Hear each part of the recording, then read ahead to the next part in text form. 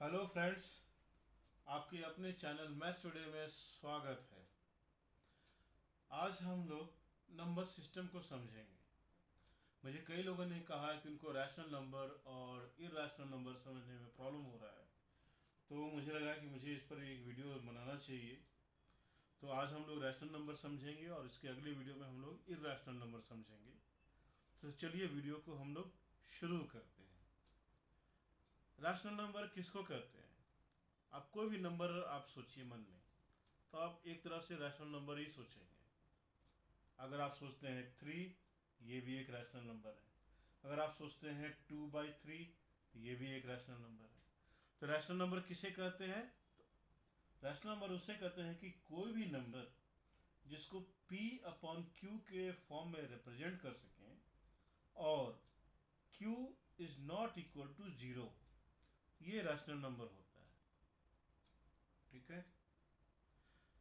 अच्छा, आप देख रहे हैं कि हर एक रैशनल नंबर को हम डेसिमल फॉर्म में भी हम लिख सकते हैं, है ना। जैसे कि 3 को हम लोग क्या लिख सकते हैं? 3/1, राइट। ये हमारा प्रॉपर्टीज सॉल्व कर रहा है। 3 और 1 दोनों है, सो एक इंटीजर्स है, और 1 है, सो 0 तो ऑब्वियसली है नहीं। तो 3 हमारा रैशनल नंबर है। उसी तरह से 2/3, ये भी हमारा रैशनल नंबर है ना।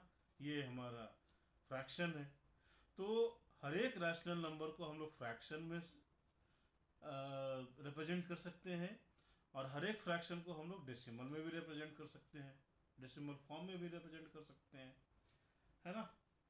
तो अगर किसी अगर ये ऐसा क्वेश्चन आए कि आप प्रूफ करो कि कोई नंबर रैशनल नंबर है, तो हम क्या कैसे करें? तो डेसिमल रिप्रेजेंटेशन जो होता है रैशनल नंबर का, उसकी प्रॉपर्टीज होती है।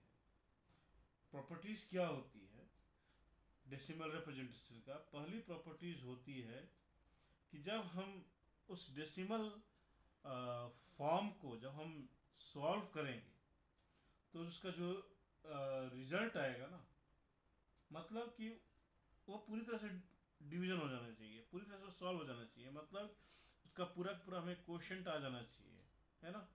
मतलब उसका डिवीजन हमारा टर्मिनेटिंग होगा, है ना। तो डेसिमल फॉर्म का जो प्रॉपर्टीज है वो क्या है? टर्मिनेटिंग होना चाहिए। अगर टर्मिनेटिंग नहीं है तो क्या होगा?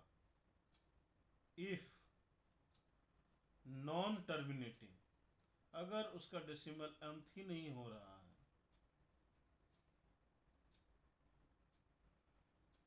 तो फिर क्या होगा? उस केस में हमें रिकरिंग डेसिमल मिलेगा।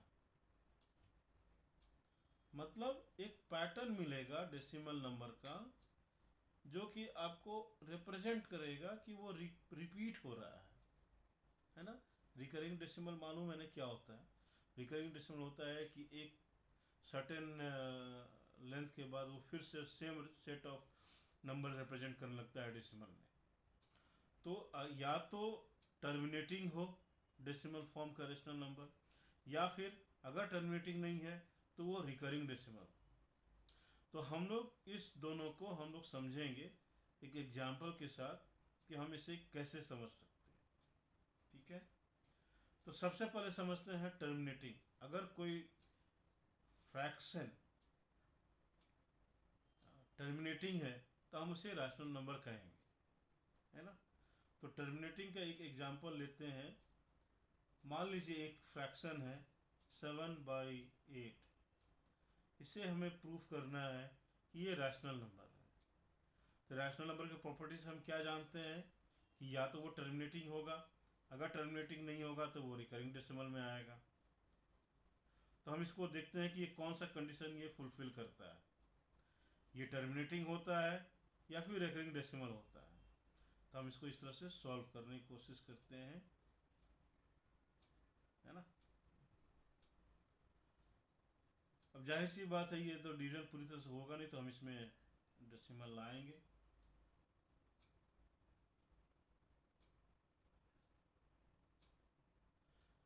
अब इसको हम डिवाइड करने की कोशिश करेंगे तो क्या होगा, यहाँ पर 8 आ जाएगा, है ना। उसको ये 0, फिर 7, ये हो जाएगा 56, 4,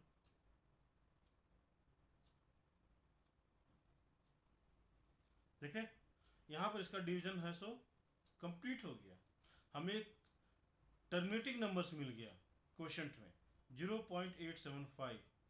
तो हम क्या कर सकते हैं इसको, ये हमारा रैशनल नंबर है।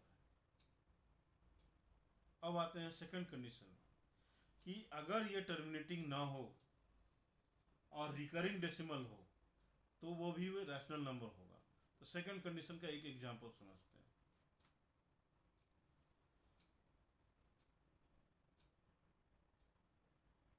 एक फ्रैक्शन लेते हैं 2/11। अब इसको डिवीजन मेथड से हम सो निकालते हैं कि इसका क्या क्वोशंट आता है। 11 2, ठीक है।